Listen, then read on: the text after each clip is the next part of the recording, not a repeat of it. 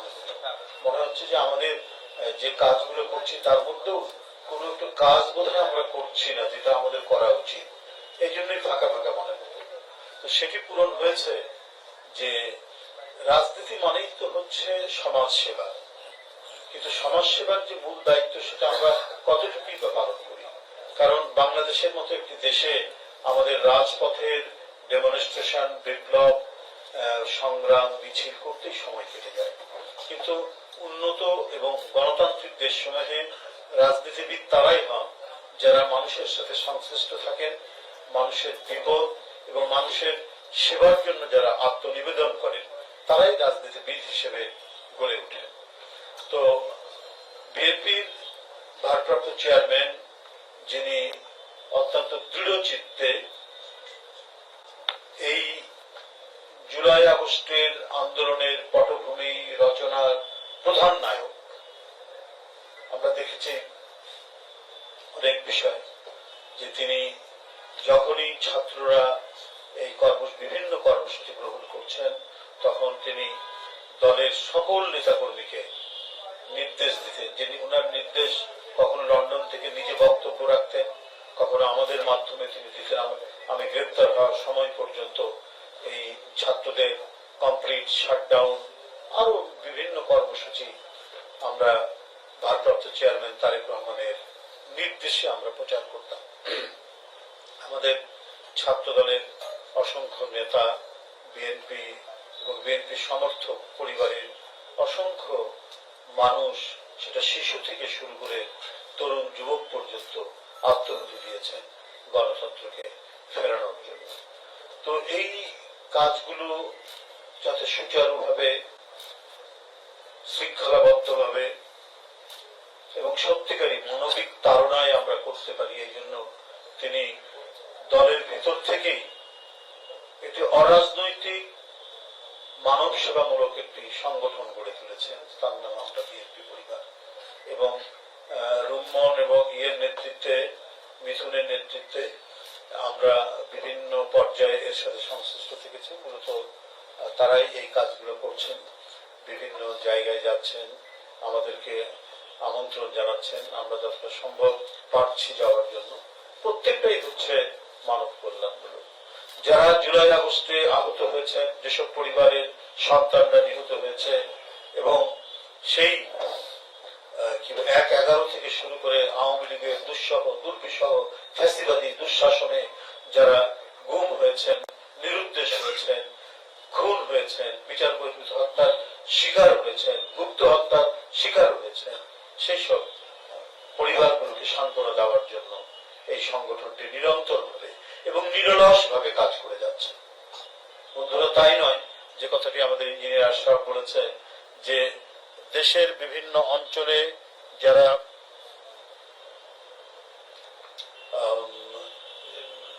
নানা ধরনের মানুষ, বিশেষ করে তরুণরা, যারা উদ্ভাবনী শক্তি সম্পন্ন, যাদের মেধা পর্যাপ্ত পরিমাণ, যাদের মেধা রয়েছে এবং সেই মেধার কিছু কিছু আমরা প্রকাশ দেখি, তাদেরকে উৎসাহিত করার জন্য, তারা যেন অকালেই ঝরে না যায়, সেজন্য আমরা বিএনপি পরিবার কাজ করে গেছি।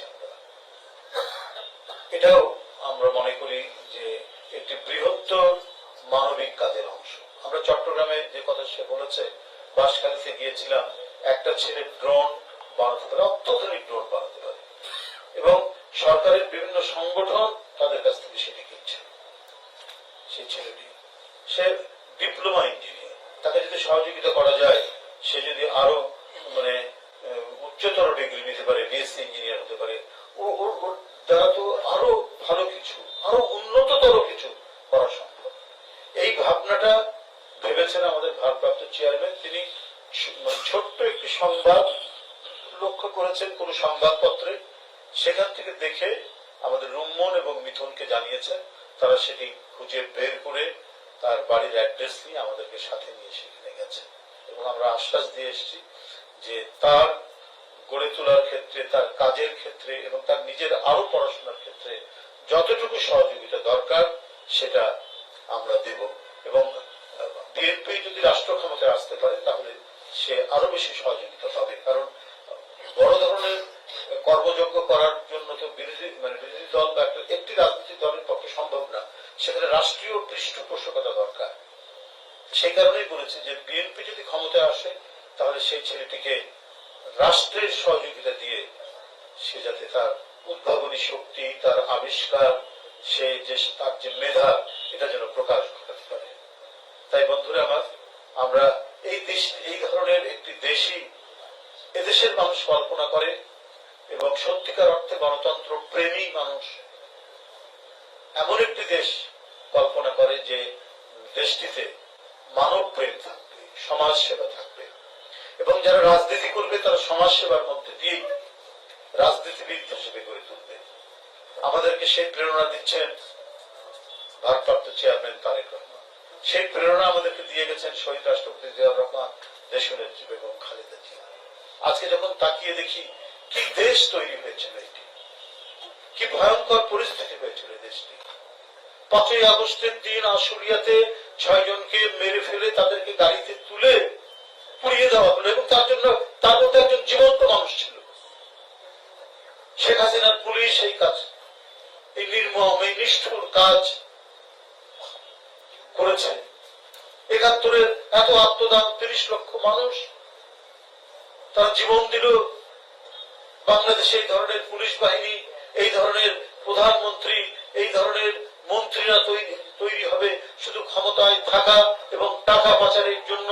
তারা নিজের দেশের মানুষ, নিজের দেশের বিরোধী দলের বিরোধী কণ্ঠে যে আওয়াজ তুলেছে তাদেরকে মেরে ফেলে তাদেরকে পুড়িয়ে দিতে হবে।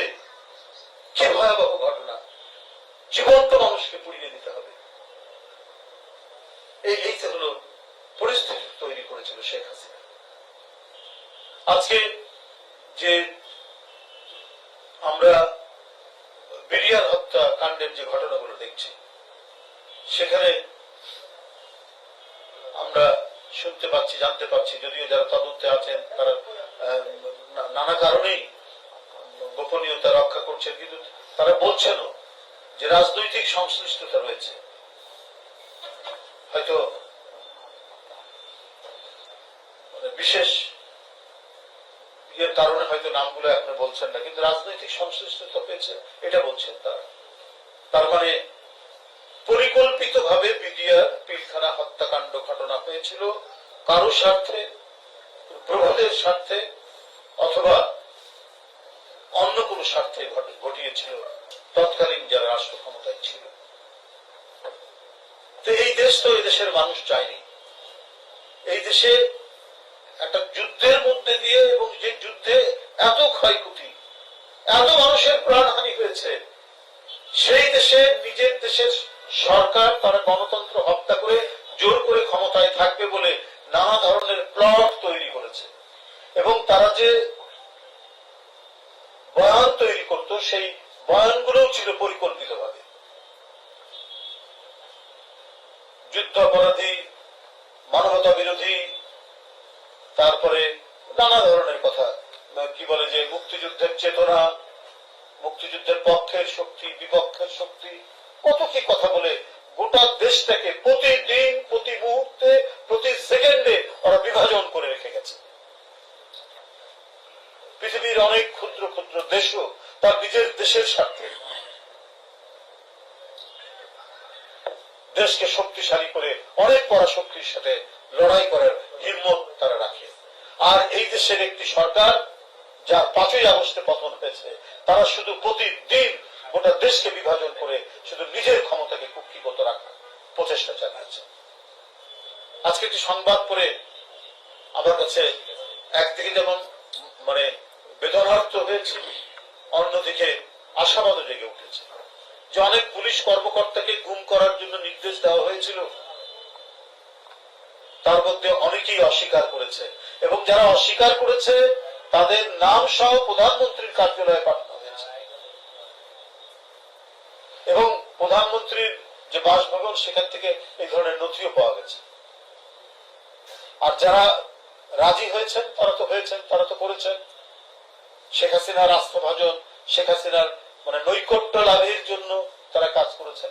তার মধ্যে ওরই মধ্যেও কিছু কিছু মানুষ, কিছু কিছু পুলিশ অফিসার তারা অস্বীকার করেছে। তাদেরকে পুরস্কৃত করা উচিত ডিপার্টমেন্টাল ভাবে, যে তারা ওরই মধ্যে শেখ হাসিনার ওই হিংস্রতার মধ্যেও তারা গুম করতে অস্বীকার করেছে এদেশে। তাহলে এ ধরনের কিছু মানুষও ছিল ওই ভয়াবহ ফ্যাসিজমের চক্রের মধ্যে, কিছু মানুষ কমপক্ষে অস্বীকার করেছে, এবং যারা অস্বীকার করেছে তাদের নাম ধাম সহ, তার চাকরির পদ সহ সেটা প্রধানমন্ত্রীকে জানানো হতো। অর্থাৎ সে ক্ষতিগ্রস্ত হবে, তার চাকরির প্রমোশন হবে না এবং তাকে চাকরিচ্যুত করা হবে। এই কারণেই তো পাঠানো হয়েছে। প্রতিদিন আমরা এই ঘটনাগুলো আমরা জানতে পারছি। আমি সরকারকে, অন্তর্বর্তীকালীন সরকারকে ধন্যবাদও জানাই, যে সমস্ত ঘটনা মানুষ আমরা যতটুকু জেনেছি তাতেই তো আমাদের রক্ত হিম হয়ে যায়। আমরা যতটুকু ঘটনার শিকার হয়েছি, 35 দিন একজন দেশের রাজনীতিবিদ হিসাবে রিমান্ডে থাকতে হয়েছে চোর, ডাকাত, মাদক সেবী তাদের সাথে। ইউনিভার্সিটিতে পড়াশোনা করেছি, ছাত্র রাজনীতি করেছি, ছাত্র রাজনীতি থেকে বেরিয়ে জাতীয় রাজনীতির সাথে সংশ্লিষ্ট আছি। হাইকোর্টের শরৎপ্রাপ্ত অ্যাডভোকেট, আমাদেরকে জীবনযাপন করতে হয়েছে, আমাদেরকে ফেলে রাখা হয়েছে মাদক সেবী, খুনি, ডাকাত, চোর এদের সাথে। 35 দিন রিমান্ড একবারে, সেটা হচ্ছে একবার একটা ঘটনা। এরপরে তো আবার কত লাস্ট জুলাই আগস্টের আন্দোলনে 19 জুলাই, এই যে রাশেদ এখানে আছে সাংবাদিক, সে জানে যে কিভাবে টেনে হিসড়ে, সাইদও আছে, সাইদ ছিল, কিভাবে টেনে হিসড়ে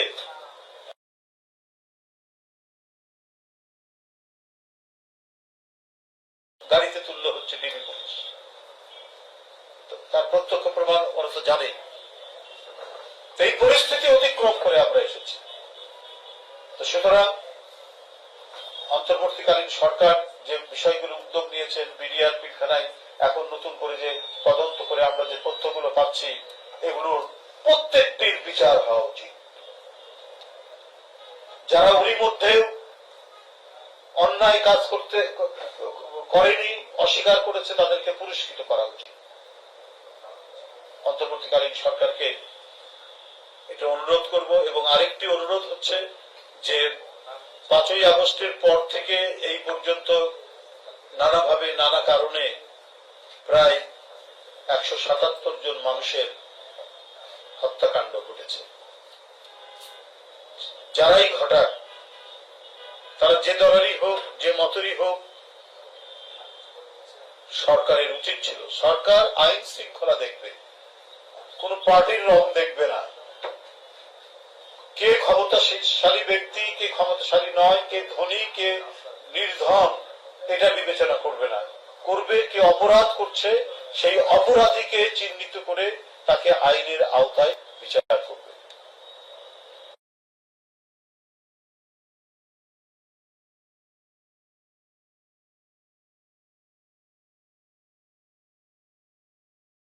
নির্বাচিত সরকার আপনাদের ভালো দৃষ্টান্তগুলো নিশ্চয়ই তারা অনুসরণ করে তারা আরো ভালো কিছু করার চেষ্টা করবে। কেন এই সময় এত খুন জখম হবে, কেন এত ডাকাতি, চুরি, হত্যাকাণ্ড ঘটবে, এটা অন্তর্বর্তীকালীন সরকারকে আরো বেশি তৎপর হওয়া দরকার। বলা হচ্ছে যে পুলিশের মধ্যে এখনো আস্থা ফিরে আসে, কেন আসবে না? পুলিশ তো আরো বেশি, যারা অন্যায় করেনি, যারা কোনো ধরনের দুষ্কর্মের সাথে জড়িত ছিল না, তারা তো আরো ভালো মতো ড্রাইভ দিয়ে তারা কাজ করবে। কারণ শেখ হাসিনার আমলের পুলিশ ছিল, সে পুলিশকে তো লেলিয়ে দেওয়া হতো বিরোধী দলের নেতা কর্মীদের বিরুদ্ধে। হাইকোর্ট থেকে জামিন পাচ্ছে, জেল গেট থেকে বেরিয়ে আবার গ্রেপ্তার দেখিয়ে আবার কারাগারে পাঠাচ্ছে। এবং এই জন্য আমাদের নেতা কর্মীর কাছ থেকে যে কত টাকা পয়সা নিয়েছে, তাহলে কি সেই পুলিশ কি হওয়া উচিত হবে? সেটা তো হওয়া উচিত হবে না। পুলিশ আইনসঙ্গত ভাবে কাজ করবে, আইনের বাইরে কোনো কাজ করবে না। এবং দমনের জন্য, দুষ্কৃতিকারী দমনের জন্য যে সমস্ত ক্ষমতা তাদের দেওয়া আছে আইনসঙ্গত ভাবে, ফৌজদারি আইনে, ঠিক সেইভাবে তারা কাজ করবেন দ্রুত গতিতে, ক্ষিপ্রতার সাথে। তাহলে তো সমাজে শান্তি স্থিতি ফিরে আসবে, দুর্বৃত্তরা এলাকা ছেড়ে চলে যাবে, না হলে আইনের আওতায় তারা কারাগারে থাকবে। এটাই তো নিয়ম হওয়া উচিত। যাই হোক, আমি আর বক্তব্য দীর্ঘায়িত করব না, আপনারা অনেকক্ষণ অপেক্ষা করেছেন। আমি আশা করব যে আমরা বিএনপি পরিবারের যারা কাজ করছেন দিন রাত নিরন্তর, তারা তাদের এই সমাজ সেবামূলক কাজ, কারণ আপনারা জানেন যে তাদেরকে করে যেতেই হবে। এই যে এতজন মানুষ, 1415 জন শিশু থেকে শুরু করে তরুণ, কিশোর, প্রৌঢ়, কেউ বাদ যায়নি। শেখ হাসিনার পেটুয়া বাহিনী, শেখ হাসিনার আইন শৃঙ্খলা বাহিনী, তারা তারা তাদের প্রাণহানি ঘটেছে, তারা শাহাদাত বরণ করেছে। সুতরাং তাদের পাশে থাকতেই হবে। জাতীয়তাবাদী শক্তির একটি অর্গান হিসাবে, একটি সমাজসেবী সংগঠন থাকতে হবে। এবং 20,000-এর অধিক নেতাকর্মী আপনার আহত হয়েছে, অনেকেই এখনো হাসপাতালে কাতরাচ্ছে, ওদেরকে আমি দেখে এসেছিলাম হাসপাতালে। তো এই যে পরিস্থিতি, এই পরিস্থিতি থেকে আমরা আমাদের সাধ্য অনুযায়ী, আমরা ক্ষমতায় নেই, কিন্তু বিএনপি শুরু থেকেই ভারপ্রাপ্ত চেয়ারম্যানের নির্দেশে প্রাণপণ চেষ্টা করে আমরা আমাদের আহত এবং নিহত পরিবারের পাশে থেকেছি এবং এখনো থাকার চেষ্টা করছি। আপনাদের সকলকে ধন্যবাদ। আমরা বিএনপি পরিবারের সকল কর্মকর্তাকে ধন্যবাদ জানিয়ে আমি আমার বক্তব্য শেষ করছি। খোদা হাফেজ।